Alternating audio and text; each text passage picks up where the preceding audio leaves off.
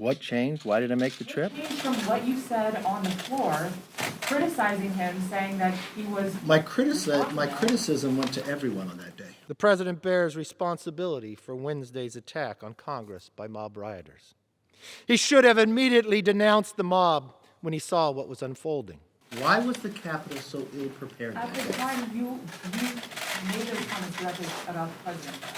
Why was the Capitol so ill-prepared that day? Last week, we saw mob violence met by courage, sacrifice, and heroism from the brave men and women who protect this institution every day. In the spirit of disclosing private conversations, did you tell House Republicans on a January 11th phone call that President Trump told you he agreed that he bore some responsibility for January 6th, as Chairman Thompson's letter indicates? I'm not sure what call you're talking about, so. Of all the days here, last Wednesday was the worst day I've ever seen in Congress.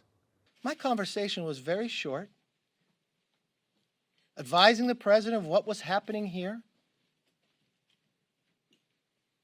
There is nothing that I can provide the January 6th committee for legislation of them moving forward. In the coming weeks and months, we must work together, all of us, to recharge the light of our shining city on the Hill. Never did I think a speaker would play such politics. I believe impeaching the president in such a short time frame would be a mistake.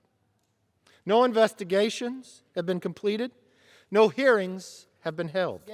And you all know the role of Congress, the only role we have is legislative. What we saw last week was not the American way. Neither is the continued rhetoric that Joe Biden is not the legitimate president.